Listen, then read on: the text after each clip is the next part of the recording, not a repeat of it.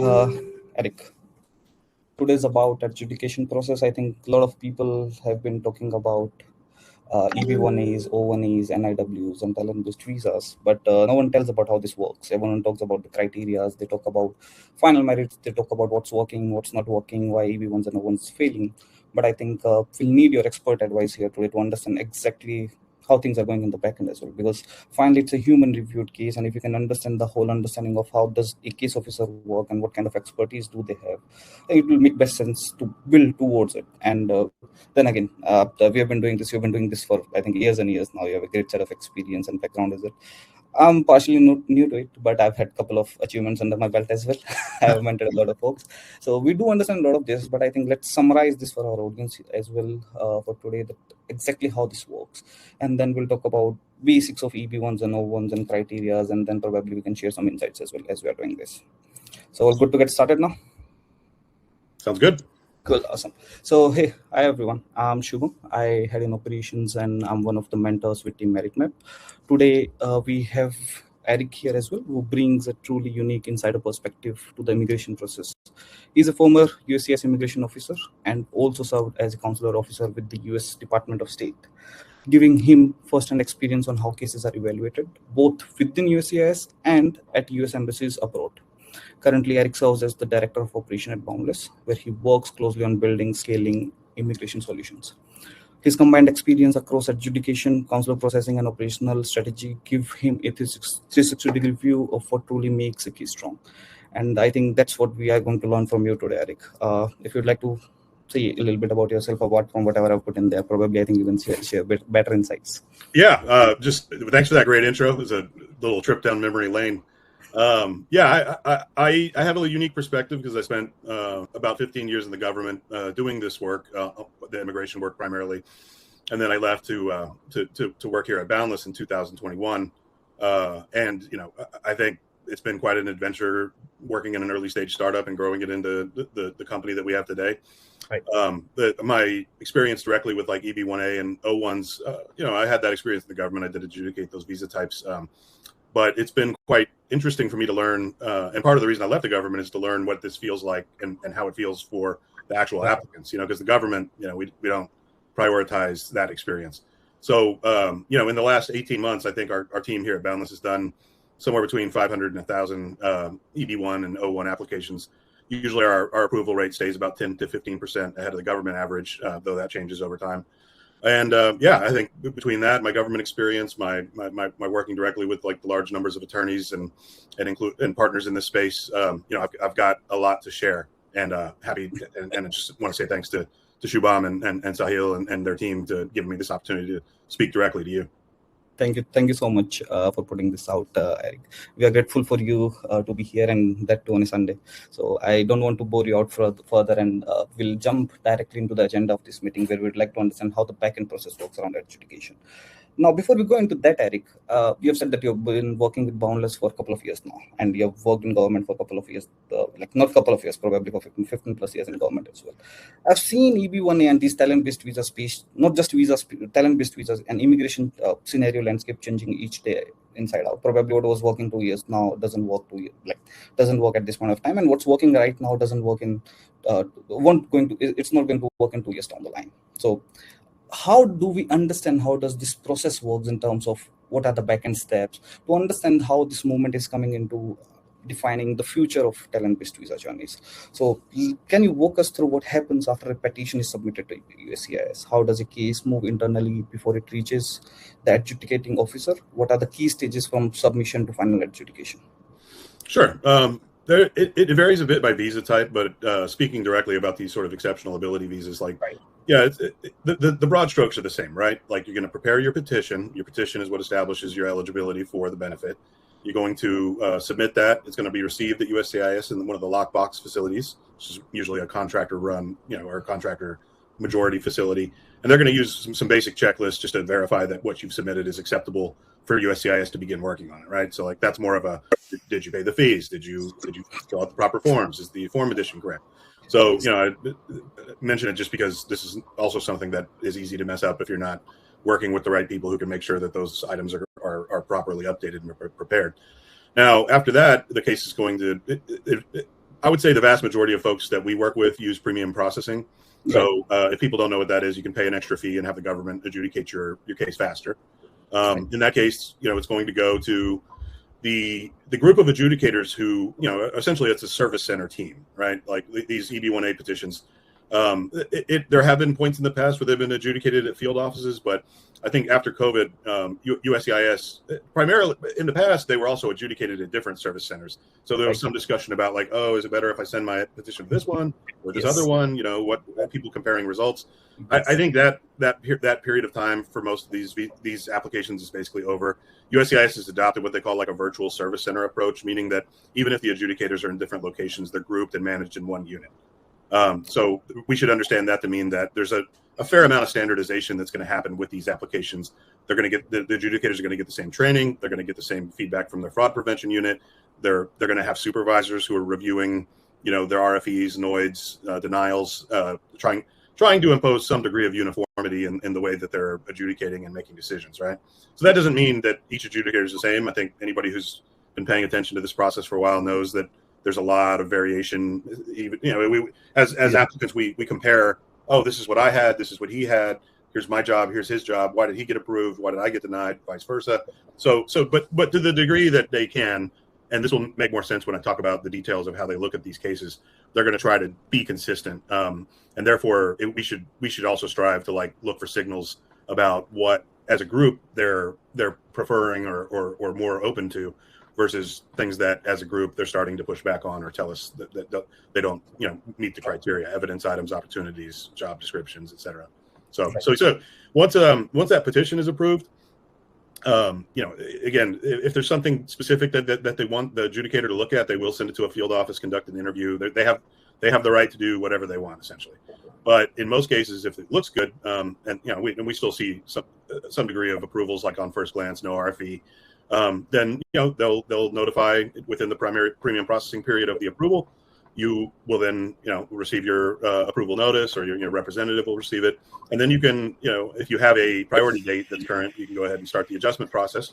Get your green card. Again, vast majority of the people we work with have approved employment-based petitions, EB2s, EB3s, not new, not old, not aged enough to make them eligible on that basis.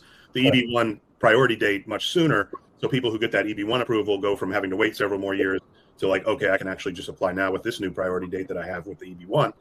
And then you go ahead and file that adjustment paperwork, get your green card, and then if you want to, then you begin the process of preparing for naturalization. Okay. This is an interesting point which you have put in, Erik. So the one thing which I've seen myself as well is there's a lot of uniformity coming into the adjudication process. 2 years back, probably a same case was getting approved by an officer and was not getting approved by another officer. But that's not the case anymore. I've seen a variety of things which are almost similar in nature, and the process has become much more uniform. And probably we can expect it going down the line. The scale which is coming into these petitions, they are going to be much more uniform. And uniformity does help us as well. It removes the ambiguity from the process. We know what to build towards, and we know how to work towards it. If we don't know what's going to be the case officer's stance, it becomes difficult. Yeah. So let's understand the case officer's stance here on what does an educating officer usually look at first. So what's the first thing they go for a review? How do, on the first go itself, how can they define a case to be a weak or to be a strong case, and can already build towards strength of it? Yeah, one quick point before I get into that.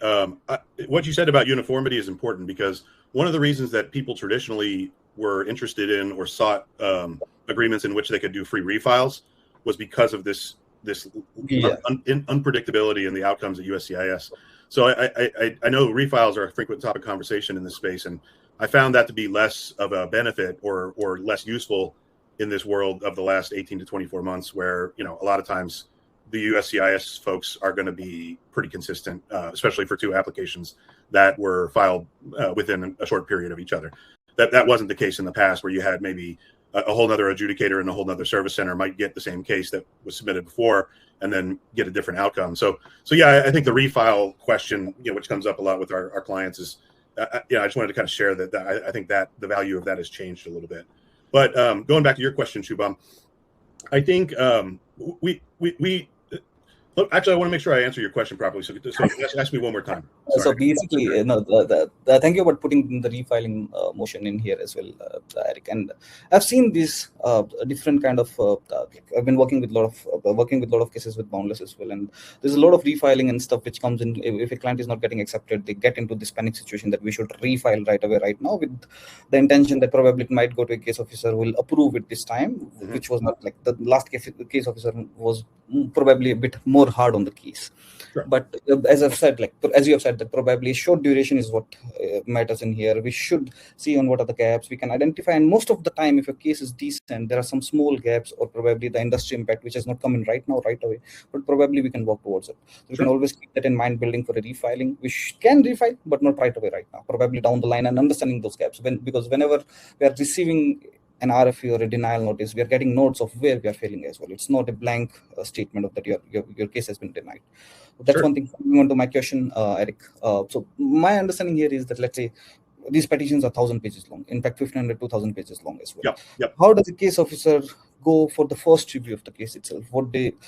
What's a strong petition, weak case? What's usually looked at in the first glance? Yeah, that's okay. So let me go high level, and then I'll go into the tactical. So in the past, these types of visas were pretty exclusive, and that's why you didn't see a lot of people applying for them. They had, it is literally true that if you have a Nobel Prize or a gold medal, like that in its own right can prove your eligibility for this type of visa. Yes. So I think what changed is post COVID, a lot of companies were forced to do layoffs and lost their perm certification. Even big companies like Amazon or Facebook. And, there was some interest in the U.S. government in filling that gap with some of these other visa types, which is always the case in the immigration system. The water flows where the opening is, right? So I think they issued a lot of guidance in 2022 and 2023, which clarified the actual requirements for these, which honestly were kind of ambiguous on purpose, I think, in the past. To leave the government open to kind of just make decisions based on whatever they thought their perception, without having too much scrutiny on the standardization part. And that lasts for a while. I would say probably what we're going to do is we're going to look back on 2023, 2024, early 2025 as like the golden age of EB1s. In that I think it became a fair amount easier to get those approvals. The approval rate was quite high during that period, and folks went and it also meant that the number of people applying went up by about 25% each year, which is pretty dramatic for a visa that's been some visa types that have been around this long. So the whole U.S. immigration system, from my perspective as a former government official, is we're just chasing the clients, the immigrants. We're like they go somewhere, and then it becomes sometimes it's not bad necessarily, but it's like, here's where the energy is. Okay. And then the government says, okay, well, this is where the energy is. We need to make sure that we're doing what we're supposed to do to follow the law. And I think what happened with the EB1 space is there was, some acknowledgement that okay, perhaps this is not the same standards we were applying a year or two before. And then you have the other thing that happens with immigration, which is once the administration changes and they start to send signals about how they want to prioritize, I think for the Biden administration, for parts of the Obama administration, there was this sort of prioritization of let's be immigrant friendly, let's be business friendly, let's use the tools that we have in the immigration system to fill the needs of the American workforce. And I think you can see a pretty dramatic change in mentality in some, certainly in this administration, where it's just, hey, actually we're really focused on security and we want to be very methodical about how we look at all these different applications. So that's high level. Going back to Shubham's question, when this stuff comes in, and again, I left the USCIS 5 years ago. I don't have any insider knowledge or anything, but generally the way that this works is these folks have productivity quotas just like we do, and they have a certain number of applications that they're trying to get through. And given the premium processing element, which puts additional pressure on them to make decisions, they have probably a pretty prescribed window in which to look at these. So, the way that I usually looked at these and what and when I say window, I mean hours, not days, right?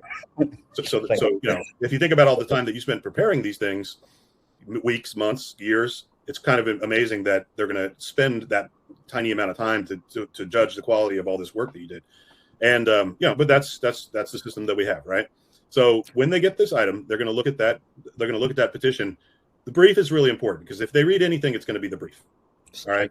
Yeah, they're not going to comb through those hundreds of thousands of pages of evidence. Now, it has to be there, because if they read the brief and they say, like, I have questions about this, or I don't think this is accurate, or I have doubt that this is true, then they're going to use that compilation as proof. And if the proof's not there, they will go with what they assume, which is this is not true, or this is not as they say. So I can get into more detail about like the specific elements and things like that, but I just want to kind of establish in people's minds that ultimately this is a skimming exercise. One other point before we move on. These government folks are not experts. And also, the tech vertical and people in STEM fields are not the only people applying for this visa. Right. There's ballerinas, there's musicians, there's people who are doing university research, and the USCIS officer is not going to be, well, maybe there's a few, but like they're not going to be experts in most or any of this stuff. So what they're good at is pattern recognition.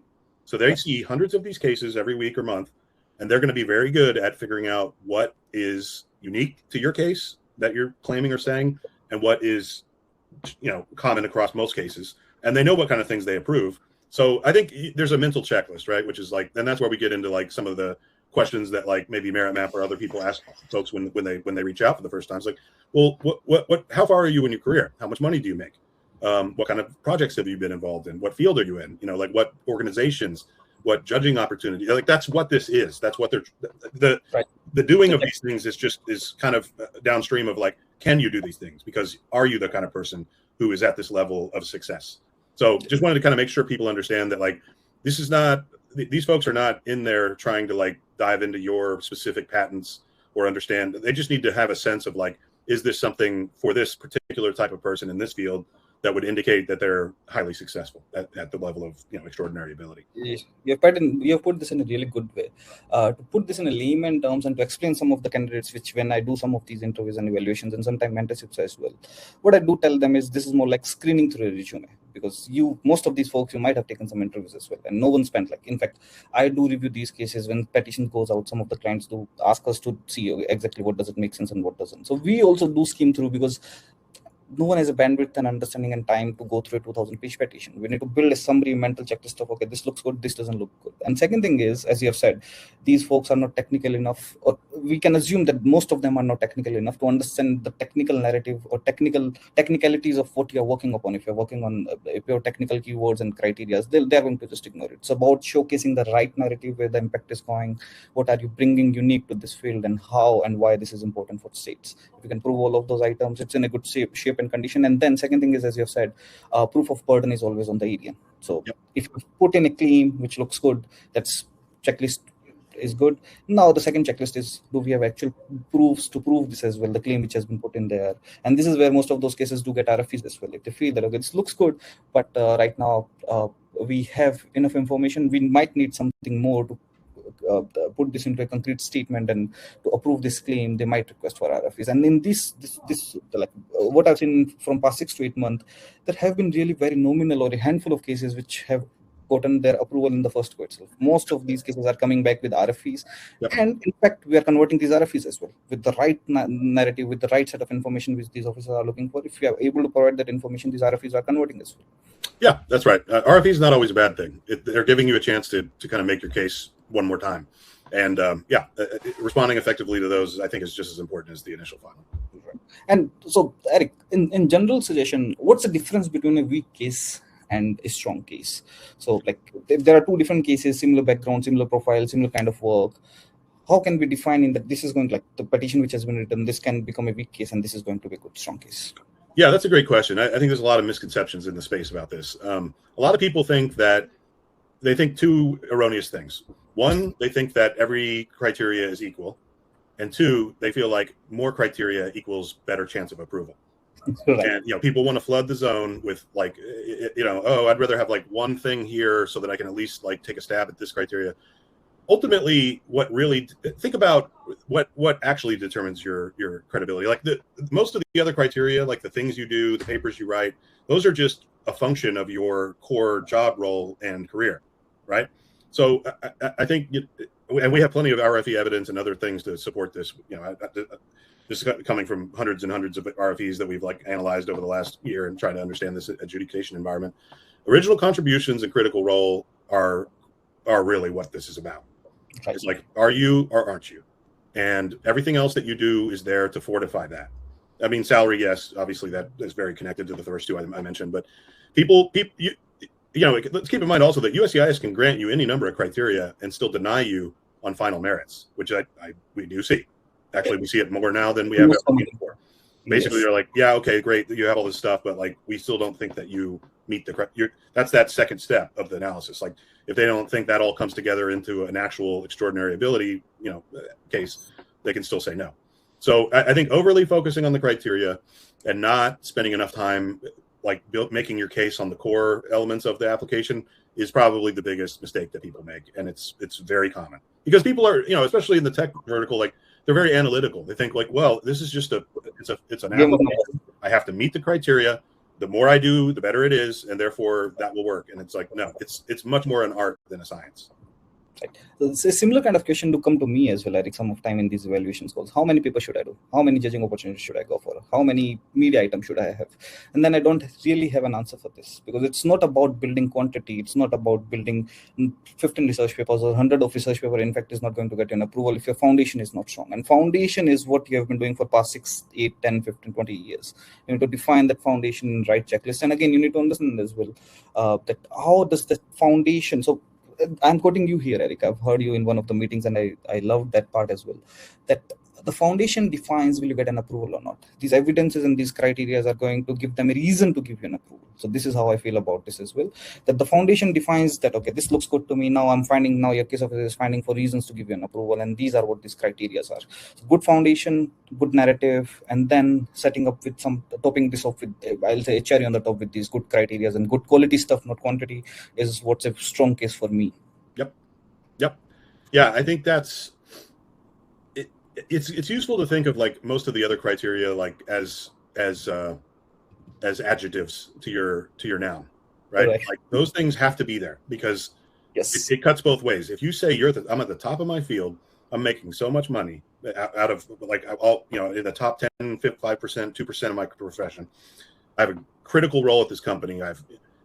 Then it's like, okay, I'll give you. No, I'll presume that's true for now. But like, can you what does that really look like? It's important. That's why I bring up the Nobel Prize example, right? It's like it only really takes one thing to show that you have it. But like that's the level of exclusivity that those opportunities and things. So for judging, for example, one is fine if that is truly exclusive and nobody else can access that but you or maybe a handful of other people. That's enough. But for most people, it doesn't work that way, right? Like for a brilliant AI researcher, they're going to attend any number of conferences and speak at any number of conferences. So that also works. They're like, well, okay, this is just a single person. Like they're not going to be able to for most of us in our professions, there's no single thing you can do that proves incontrovertibly that you're the best, right? It's a function of like how many papers you've published, how many events you've hosted, how many speaking, invitations have you gotten? So like the quantity does matter somewhat. If there's no clear way to indicate it, if there's no single thing that only the top 5 people in your profession can do, that may not make sense, right? So for everybody else, it's going to be, and then it becomes like, okay, you published 1 book. Well, he published 5 books. Okay. And his book sold 100,000 copies. Your book sold 1,000 copies. So there's a little bit of that. And that's why that the evidence supporting the evidence becomes very important. I do see a lot of cases where people show up, they have a pretty good core application. They've got a few things that they did. But when we go back and say like, okay, well, because again, you have to look at it from the perspective of USCIS officer. It may be obvious to you as an AI researcher that this conference is like the conference and like nobody gets invited to it unless they're the best. But USCIS does not know that. So they were going to want to see the charter. They're going to want to see the board of directors for that organization. They're going to want to see how long it's been in place. They're going to want to see membership. You can go as far as you need to go. If it's easiest to show that this organization is a great organization by saying this guy who won the Nobel Prize is a member of it, that could work too, right? You're like, clearly the best are in this organization, and so am I. Therefore, So I want people. That's why I say art and science. Like, be creative. Think about how you can. It's about the narrative, and like it's not about like 5, 6, 7, 8 things. It's about how does this send a clear signal that like only the best people in my field can do or access these opportunities and activities. Right. No, I think you're 100% right on point here, Eric. Quantity does matter, and then this quantity should also define that as an expert, what's your value? If you're getting paid top notch, if you're being a good researcher, then you must be having an image of yourself in the industry as well. You should be building and impacting towards industry as well. So what's your industry valuation as an expert? How does industry see you as an expert is what these numbers do bring in. But it's not solely about this number that writing 20, 30, 40 papers is not going to get you an approval. It's about showcasing that narrative, what you're told about. Another good thing which I've raised here is we overlook obvious stuff.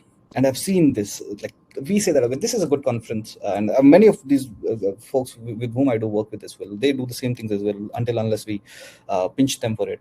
This is very obvious, this is good. And they forget about putting this evidence in the petition because they have taken this for granted that this is good stuff. I don't need to tell this person that this is a good stuff. I'm working here. This is a good company and a story. But finally, these are the points where these RFEs do come in, where you have not mentioned the obvious stuff, and which has made your case prone to these RFEs. Yeah. And most of the time, I think this is where Boundless do comes in as well. We do help these candidates understand obvious things are not obvious. We'll need to look into the depth of thing, and we'll need to prove that this is one of the best things which is out there, and how we are a part of it. And another thing which you put in there, being part of a group being part of a good group also makes you a good person in it. So being part of an extraordinary group also makes you extraordinary in its own sense and purpose. Awesome. So, Erik, there are a few questions. Would you like to go to some of the questions and come back to next set of our discussion? Absolutely. Sure. Awesome. So let's see what folks have been asking here. So Kedar Sharma has been asking about how EB1B processing works. I think it's a similar thing, but it's a research-based processing. So the overall backend process is almost similar, Kedar. We'll go on to... Yeah, it's not these categories are not handled like radically differently for like, you know, if there's some special thing to a B that's not applicable to a C, of course they'll know that. But like, yeah, generally I get this question about O1s a lot. They're like, oh, how's O1? Oh, it's kind of the same thing. Like, right, like, there's a couple different aspects to it, but like ultimately it's kind of the same exercise. And that's by design. They write the law. The law is written a certain way, and that's how the agency interprets how they're going to adjudicate it. Right. And what I've seen again here, you have said good point about O1 as well. So O1, EB1, while they almost work in a similar fashion, similar way, but the bar is different. I've seen a lot of, this year has been good for O1s. We have had so many approvals for O1. Yeah. This year has been really, really good for O1s. So the bar is lighter for O1, and O1 is easier to get an approval at, while the visa works in the same way, but less of scrutiny comes in, less of eyebrow raising comes in here. Yeah. O1 works really well than EB1 at this point of time. Then we have something from Hanisha as well. Okay, Hanisha, I think this is more a question which will need some time to discuss and see what are the conditions to be met. I'll request you to fill up the form which I'm going to share, and Aidan also is going to share with us shortly, and schedule some time with us. Then we'll be able to answer you this. I see one question about premium processing here, like not. Yes, I'm going to. Yeah, I'm going. Yeah. So, Shubham, do you want to just kind of summarize it, and then I'll answer? I think this is a great question. So it's the same thing which you said, Erik, before as well. Nathan is asking if USCIS official statement says that premium processing does not affect the decision, but given that how you have given us a background of how this works and with the kind of pressure which is there, how do you think, is this standing a true standing, or does premium processing works differently from normal processing? Because again, I'm also facing, like, I do usually say that it's about timeline. If you can afford premium processing, and if you don't have timeline for it, there's no other option. But in other way around, what do you feel more comfortable with, premium processing versus normal processing? And should we go for premium processing if we have flexibility to not go for it? Yeah, this is really a personal decision. A lot of people have this perception that, like, they call it premium. So like, I can't blame people for thinking this, but yeah, they think that like they're paying for some kind of like leg up on the adjudication decision. Actually, all it does is allow you to jump the line. They will adjudicate that the exact same way, by the exact same standards. And for folks who don't elect premium processing, the only thing that it changes is they don't even look at it for like 6 months. Like it's just like you could just get in line. So yeah, the premium processing, like that's what you're paying for, is to go from like number 6,000 in line to number 100, because there's 100 other premium processing guys from that day. So you get the decision sooner, but like they're not going to meaningfully change the way that they're going to look at that. Now, I will say, what does happen is, like, if you know or have some sense of what the adjudication environment is now, and you use premium processing, you should expect that you will get a decision similar to like what that is, if you know it, which that's hard to do.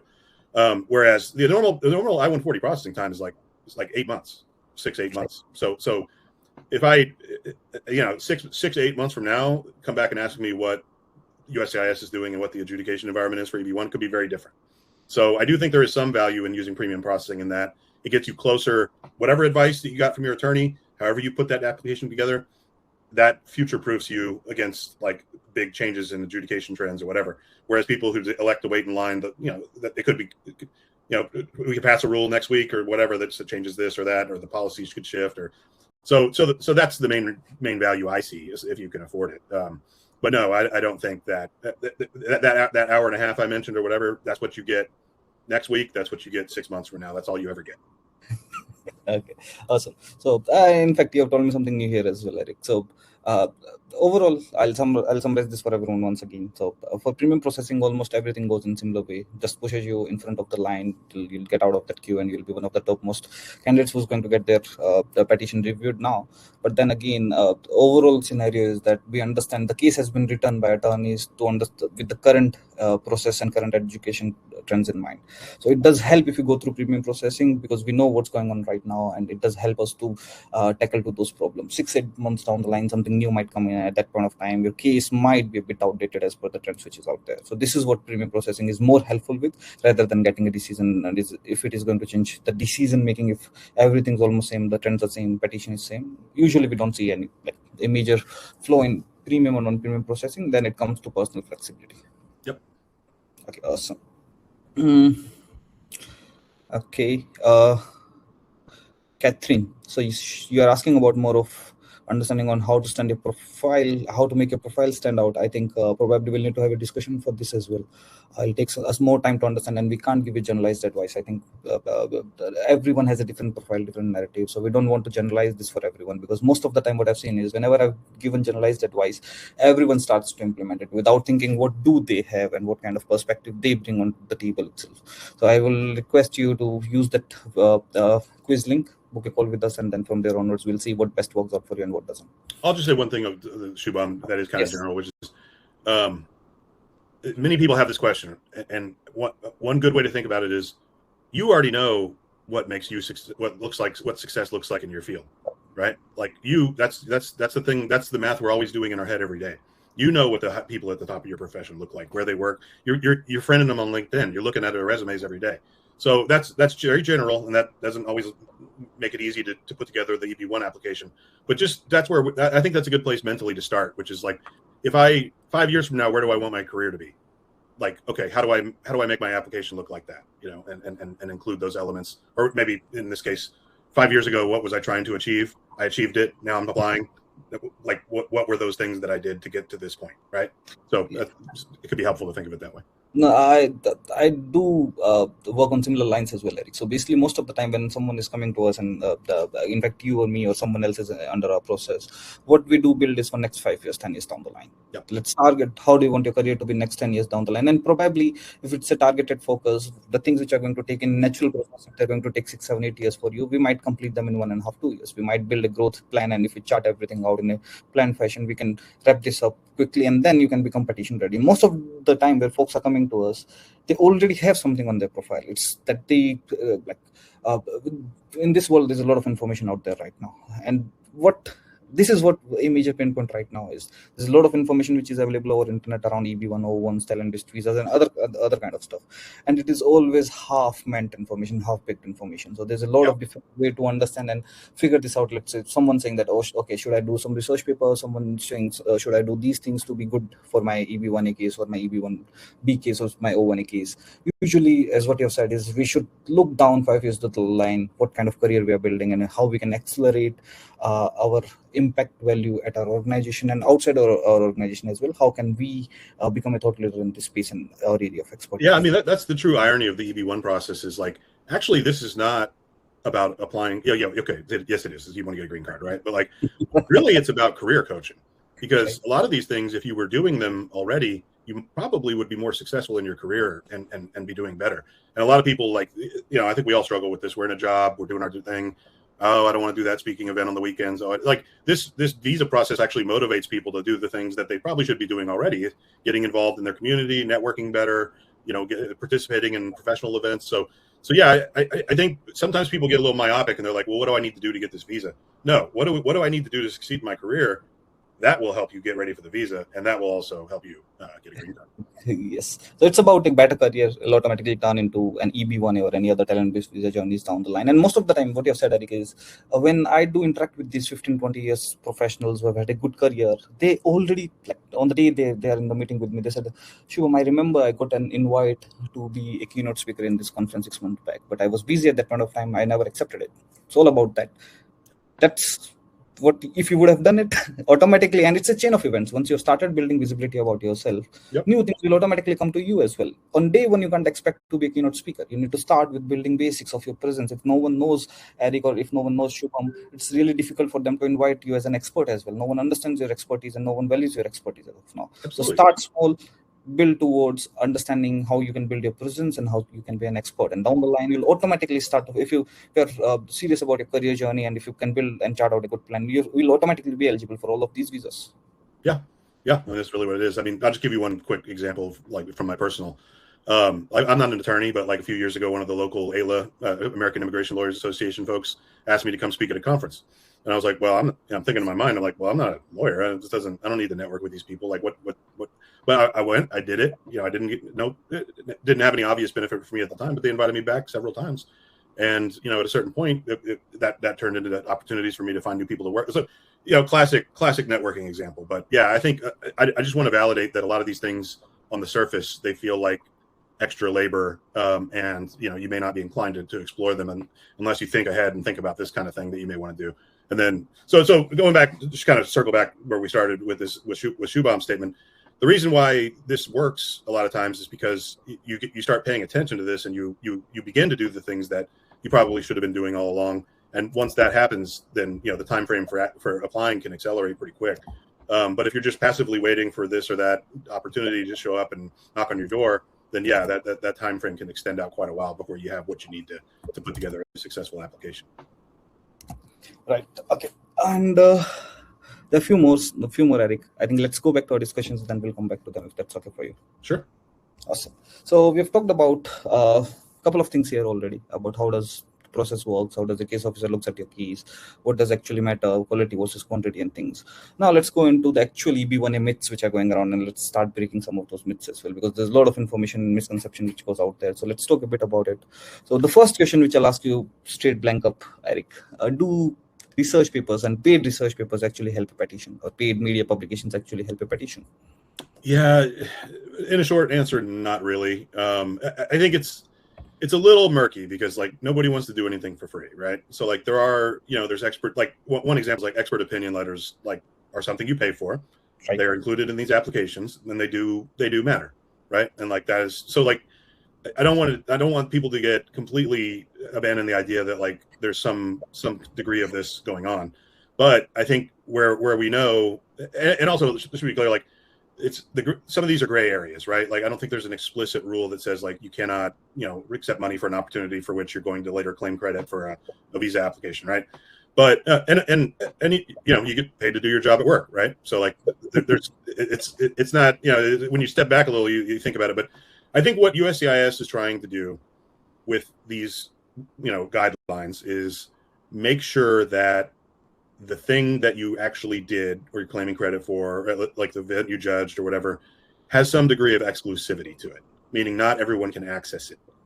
If somebody paid you to judge an event because you're the absolute best researcher, for something in your region, then like that is not necessarily going to hurt you. If it's clear from the documentation that you provide, things like that like this is something that only you would potentially be asked to do. So I think that's the best thing to step back and think about, because a lot of these paid marketing things or these like articles and that they'll publish in these journals, there's a version of it that costs, I'm sure there's a version of it costs $1 million an article. Like it's like if you can afford that and you write that and you want to get your thing in the biggest, highest publication, thing out there, I still wouldn't pay that money, but like, it could potentially work to some degree. But I think what a lot of folks have gotten kind of pulled into is online publications, magazines.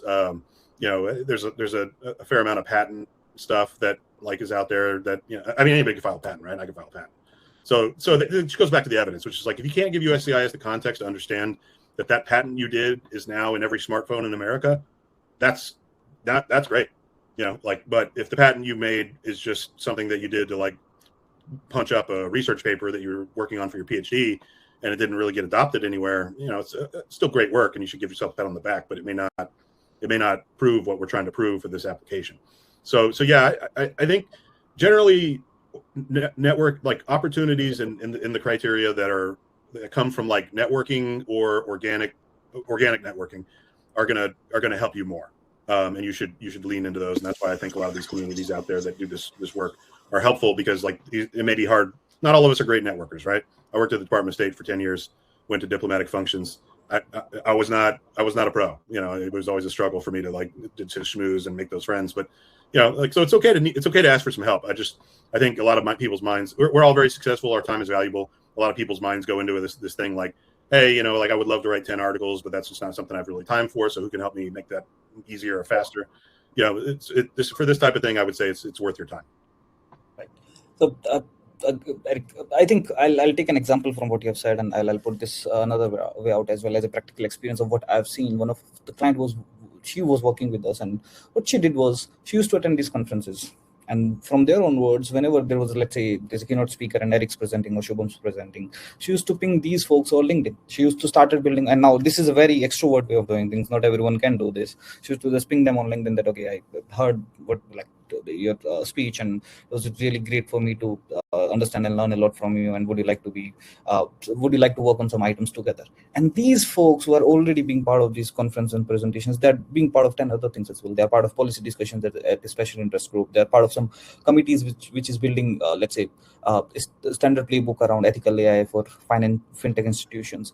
So basically, at a shorter in a hindsight version, these might not make much relevance, but it's about that what it's going to bring in 2 years down the line. Probably me and you having this discussion, it won't matter right now, but down the line, some folks who have learned from us might get their approvals as well.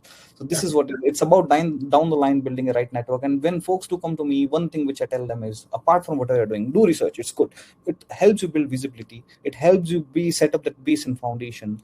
But then again, how good you are doing? Are you just writing some research papers here and there? Does those research papers align with your field of expertise as well? Do you come in from research background? If you have spent 15 years in industry and you have never written a research paper, and do you think writing research paper for 7, 8, 10, 12 months is going to get an EB1 approval? Does that logically make sense? So these are the questions which we need to put to ourselves to understand, should we do research paper? Should we not? If we do, why we are doing it? And sometimes, in fact, some of the folks who are with us, we ask them to write research paper, not for research as a criteria to put this as an evidence. By writing these research papers, they're going to unlock other abilities. They're going to unlock other set of things. They're going to present this in a conference. If they're going in a conference, they'll meet other researchers. These researchers might be doing an interesting project. They can be part of this interesting projects. So it's a chain of event which gets you to this EB1A level, and it's being extrovert at its best. That go talk to everyone, share your idea. Someone might like it, 90% won't, but that's okay.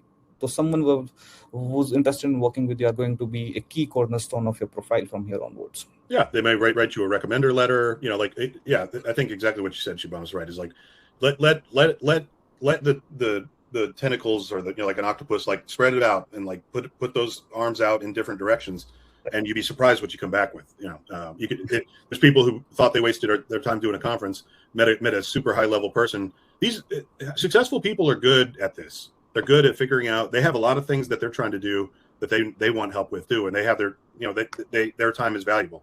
So having a group of people around them who are acquaintances, networking, folks. It's not always just the people you work with. Having somebody who can volunteer for the next conference and show up and hand out flyers and things like that in exchange for a shout out on a webinar or a podcast. Like there's different forms of currency in this world, and part of it is about visibility. Yeah. Okay, so thank you so much, Erik, for putting this information out there. Now let's move on to what we do as well, because that's important as well. Because what I feel is most of the time, every candidate either would like to do this or is doing something on the back end, but they're not in the right ecosystem to move towards it. It's about going to gym. If you're in that persona, if you're in that mindset, you can learn a lot out. And if you can get the right guidance, you can build what you're building in next 5, 6, 7, 10 years. And couple of months or couple of years, depends on how your profile and journey is going to be. Let's talk about I'll give a background information on what we do as well here, Erik, and probably we'll talk about it a bit as well. So what we do over here at Boundless is a 5-pillar framework, and I usually call this an ecosystem where we help you to grow. So it's an attorney-led preparation where we understand exactly, first thing which we go is towards building a narrative, that what's there and what does make sense for you, what you should be doing, what are the gaps, how can we showcase your existing impact. So I think someone here was also asking about, Philip was also asking about, can the criteria be met if my tech role says has quantifiable impact? What kind of impact is it? How are we going to quantify it? What kind of evidences can prove that quantification? How does that quantification values in real term, how, like, whom it has helped, what the kind of impact it has brought in industry, has it been adopted by someone? And most of the time the work which you have done over the last 10 years might have been adopted, but you never cared about it. You wanted to work well, you wanted to have a good salary, and end of story. So the first part of understanding is go look back into your profile, and this is what we and our attorney partners do, help us in understanding what we have done in the last few years, what are the topmost project, what we should think about, how we should frame our narrative and positioning. From there onwards, you get a mentor who helps you understand how to break this down into activities which make sense, and it's about pushing you for those activities, identifying where to go, how to go, which activities to participate in, which not, what does make sense for you in a short-term horizon, what does make sense for your long-term horizon. Then comes in our experts who help you with achieving those activities. Let's say if you need to help write a research paper, I'm not the right guy, Erik's not the right guy. You have to work with professors, industry professors who have been doing research, and while some of this research might actually work out well for you, if you have learned some practical experiences, if you have solved a really good problem, industry and other experts can learn a lot from you as well. So why to keep this knowledge with just yourself? What can you write? Can you write a technical blog? Can you write a research paper to get this out so that it can be used by industry? It's about showcasing the work which you're doing is being consumed by others as a standard, and if you can showcase that through any means, can be through research papers, can be through patent, as well as what as you were saying, Erik, that if your patent is not adopted, it's useless. Anyone can do a patent, anyone can write a research paper, but it's about writing your practical experiences out so that other experts can adopt and can understand from the experience and expertise what you're bringing, and can help and use your ideas and use cases to solve their own problems. Then we also help you with this community part of things. Finding a friend in this journey is really important. Sometimes it gets boring, sometimes motivation is a great part of it. Having some friends, having folks who are building towards similar goals, who are understanding what to do, where to do, finding right connections is what we provide as well. Folks who works in similar background connect with each other. You'll also, and most of the time what I've seen is a mentor-mentee pairing up as well. Someone was a software developer, 7 years of experience, someone who's in this industry for 21 years, both are working towards the EB1 journeys. Probably someone might need 3 years, and this guy was already achieved most of the stuff. For him, it's not about building new stuff, it's about prepping whatever he has done in a good package which we can present. Now this person can mentor the 7 years experience guy into a really good resource as well. So it's not just EB1, it's a whole career plus visa coaching in itself as an ecosystem what we provide. Attorney led, experts execute hands in hands with you. We provide you an ecosystem where you can build, and then we bring in the tech set where we showcases our product. Our product helps you build a roadmap, journey, plan for each and everything, help you execute these activities nicely.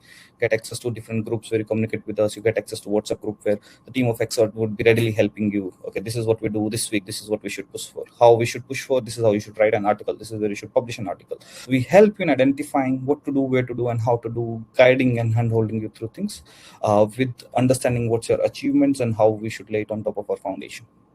So what do you think about this, Erik? Does this strategy is working for us?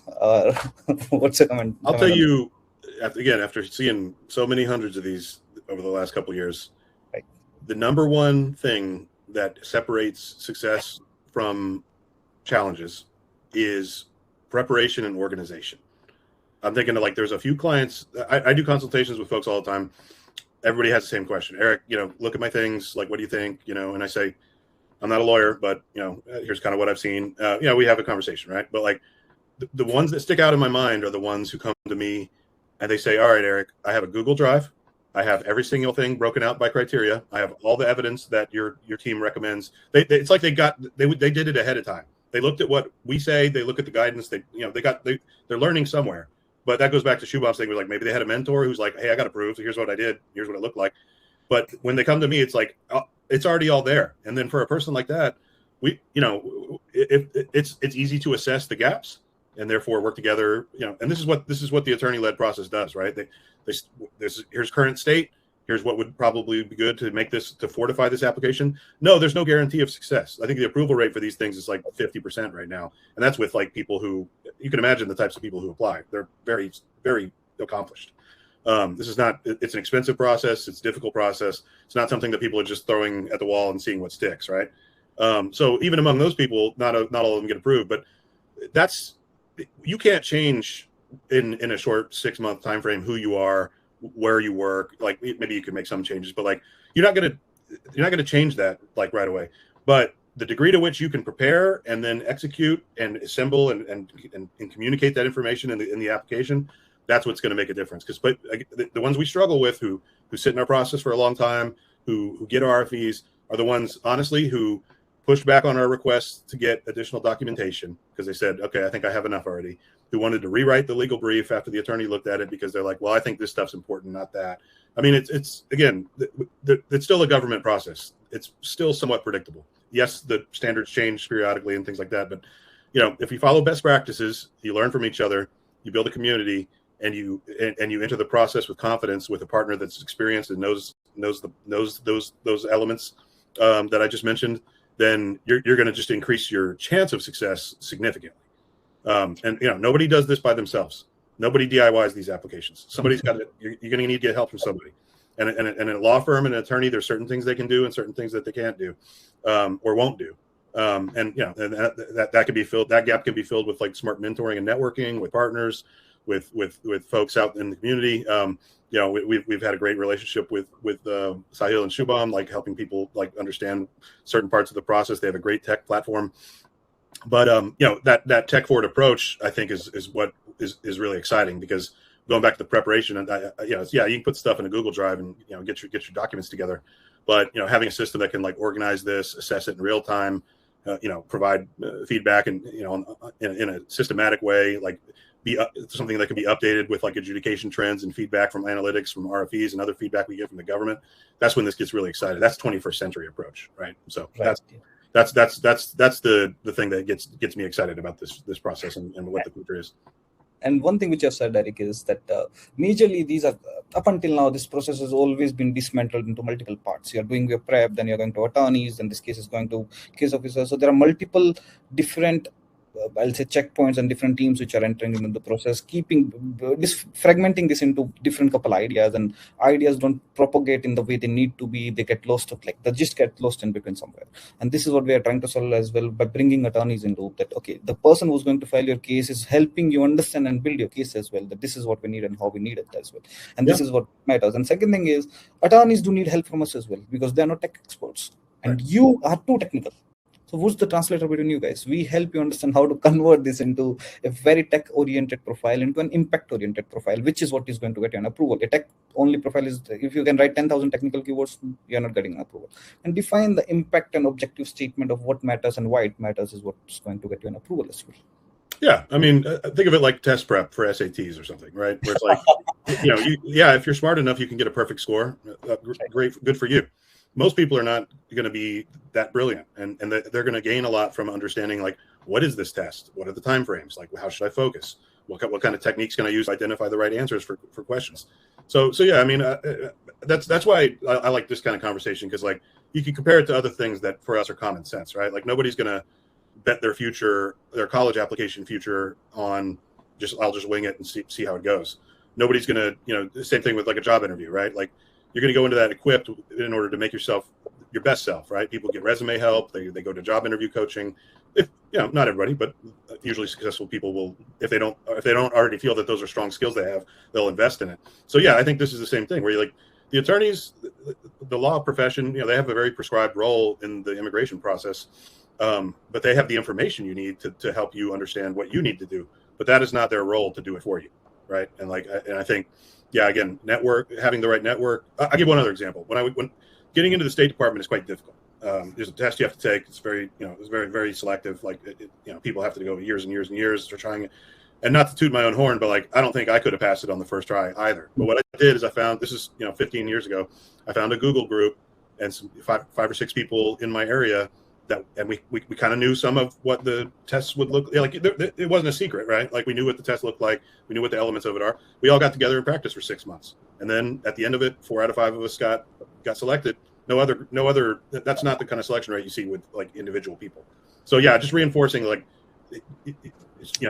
there's strength in numbers here. And like, you can learn from each other and other people that are in this industry. And if you don't want to do that, then I think it's going to be very extreme, much more difficult than it has to be to execute this type of application and be successful. So the one thing which I usually say on this, Erik, is that while your EB1 or O1A applications are individual approvals, but building them should not be an individual journey. Yeah. It should be more as a team, as a network, because you guys are going to complement each other. We can, as a team, we can achieve a lot, and this is what we need to look out as well.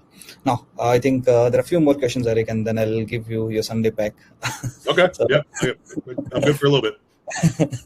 So let's go on to Safwan. Safwan, what's his asking? What do you mean when you said scrutiny level changed recently? Are the officers taking more time to look at application and evidence, or the bar gets high? What does it mean for an officer when we say bar is high? I'll start with putting in my perspective, and then you can top it off, Erik. So basically, what I see here is that it's less about scrutiny; it's more about uniformity. That things have become much more uniform now. Standards have been upgrading again. If we are preparing for it, officers are also preparing for it. So they have also met standard. Usually what used to work at probably one service center and might not work at another service center is not the case anymore. Things have become, there's a standard around how it should be judged, and there's a lot of things which goes around in the process as well. So it's less about scrutiny. It's more about that your case officers are also smart to understand what you're filing at this point of time. They've seen so many cases and the volume which is coming at this point of time. So this is what we need to cater for. The basics are still same. The impact still matters. If you have done right set of activities, you'll still get your approval. But not just doing anything, throwing darts in dark is not going to help you here. Yeah, I think that's right. That's 100% right. The other thing I would say is, again, remember what I said about the volume of these things increasing. People, once it became clear that there was an opportunity here for a lot of folks who perhaps wouldn't have even considered applying. Maybe they could have been successful, but they just didn't. I'll tell you, most people just didn't consider EB1A an option, 4 years ago, and that has changed. And I remember talking to people around the company about this. I said, they said, well, what if USCIS gets real strict and they start denying everybody? I said, the cat's out of the bag. Now that people know about this and they believe they could be successful, more people will apply for it than ever have before. And I think that is what continues. Now, USCIS, yes, approval rates have gone down as numbers have gone up. That's pretty normal for them. They are going to try to enforce a standard. And like, if they think that large numbers of people who are applying, who wouldn't have applied before, are applying and they're not eligible, they're going to try to send a clear signal collectively by denying those people. But it's important for you to understand if that applies to you. But if it does not, and you fall into the category of people that would normally be eligible, which any attorney and many other networks of groups of people and mentors could easily tell you, right? Like if you show up and you like, hey, I worked at this company for 5 years, I just got out of college, like they're like, no, it's not going to work, right?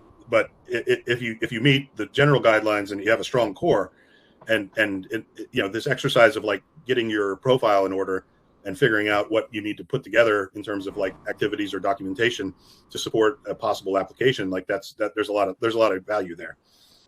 But going back to the scrutiny question, you have to keep an eye on this. This is why I said that time gap matters. This is the trend line in this administration. I mean, if you look, I don't know if a lot of you folks follow the H-1B lottery, but like that has completely changed the road. That has completely changed this year. The administration made a number of changes. The proportion of people at different wage levels that's being selected, the types of companies that are being successful, like this will have huge ripple effect everywhere. And, I think that is the type of thing that EB1 hasn't fully been subject to. I think there's just been a general tightening of when we say scrutiny, we mean like, how are they looking at like the standard application? And I think, yes, over the last year and probably somewhat even more recently this year, they've started to say, well, we'd like to see more of this type of stuff. We don't really like to see, we do get RFEs where they're like, we don't accept this. This thing that you're saying is not, we don't agree. This organization, this opportunity. So again, this is the type of thing that I can't deploy those insights in a discussion like this, but our team, has these RFEs and we've looked at this data. We're going to be able to make a better judgment about like what actual things that could be included and what those things the value of those things and how they can contribute to your application. So it's good to have a partner that has that insight. Thank you, Erik, for putting it out this way. That was really helpful. I think we have one more that's up between NIW and EB1. So for NIW and EB1, there's been like NIW has not been very successful of lately. EB1 is still better than NIW at this point of time. But mostly what I feel around NIW, Erik, is that NIW is about the alignment of your field with national interest viewers. Usually, if a software developer does file for NIW without defining exactly if it's a sustainable cause around infrastructure, where does it go and how does it help states in a longer run? You can prove that NIW in itself is a weak case, and that's where most of the cases are failing as well, because everyone's trying for NIW, but is your field and the work which you're doing is meant for NIW? Are you forcing your case for NIW? Is the question right now, which I asked to the candidate. Do you think your field goes in national interest favor or not? This is the simplest question which defines your eligibility, and this is where the major feelings are coming because of the similar understanding. Because people are forcefully trying to implement NIW profiles and then getting a rejection at it as well. Yeah, from talking to our attorneys, like usually it's pretty obvious right away what could potentially be an NIW case, and I think the difference. Two things. One, NIW was the gold rush before EB1A. Yes. So you kind of see what that cycle plays out. Like there was a lot of people that flooded in there, tried to make arguments that they, fell into those categories and met those guidelines. It worked for a little bit, and then increasingly it did not, because again, that's the scrutiny, right? It's like, no, we're not going to accept these arguments anymore. And it was a little like NIW. It's a little more clear cut. It's like these are specific. There's specific categories of things that we do, and we're going to probably be pretty picky about. It just because you wrote a paper about this topic and you do something else, like it's not going to work, right? So that's NIW, and the EB1 is going to have some degree of the same impact. Where I don't think we've seen the approval rate drop to where it will ultimately have to fall, and that's why a lot of people are flooding into O's and stuff this year. The problem with O's is like it doesn't get you a green card. So like most of these folks already have visas and probably even petitions. So O is great for startups and like brilliant younger people who are have proved themselves as top tier talent in their university programs or early jobs, but perhaps haven't reached the level to get EB1s yet. There's a use case for it, again, attorneys are great at making these distinctions and helping people understand that. But yeah, EB2 and NIW, it's like a Venn diagram. There's a little overlap, but there's going to be a very specific set of people that fall into the world where they could go do either one or the other. So I've seen a few, but probably not more than half a dozen over the last year that kind of entered as a EB1 and ended up going to NIW and having success there. Yes, I've seen those cases successful as well. Previous NIW approvals do go towards EB1 as well if they're from India and China, and if the criteria is still not coming in. So I've seen NIW approvals converting into EB1 as well, because once you have proved you are already extraordinary about some specific field, it becomes easier from there onwards. And if you have been active towards that field, you've been active towards that field, NIW approval can easily it's a good foundation for your EB1 case as well if you have it. Yeah, a lot of people look at O1s that way also. They're like, well, if I can get an O1, then I can probably pretty quick make an EB1A argument. That's true. I've seen that strategy work. So not especially in people again, startups and places where you kind of need that portability and the ability to switch jobs. Like O1 can be a great place to start, buy you 3 years, and then by that time you get a nice self-sponsor application put together, and now you're good. So yeah, there's different things we can do. Yeah. And again, O1s. I was saying this previously as well. O1s has been great up until this point of time. So O1s is a good if you are younger. It's probably like I said, the cycle, right? It's probably I think it's going to be a good year for O1s, and then people will pile on, and then probably we'll have a conversation around this time next year about what the next big what's working right now. It's always immigration. Things are changing day in day out. That's why my last shout out, Shubha, I was like, that's why you got to have a partner. Because if you're trying to figure all this out on your own and keep up with all these developments, it can be really tough. So yeah, I think having good support in this process is just really helpful. Awesome. Okay, so Erik, I would like to wrap this up for today. I think we have taken good enough time and information from you. Anymore would not be very helpful, because I'm already overburdened with set of information which you've given. It was really helpful for you to be here on a Sunday. I'll request everyone who's here to complete the quiz. The link has already been posted on chat, and we'll set up some time with you from there onwards. And I would like to thank you again once more, Erik, to be here, and I wish everyone as well a very good day, and thank you for attending this webinar with us. Have a good day. Happy Sunday. My pleasure. Hope see this group again. Thank you so much. Bye-bye. Thank you, Erik. Bye.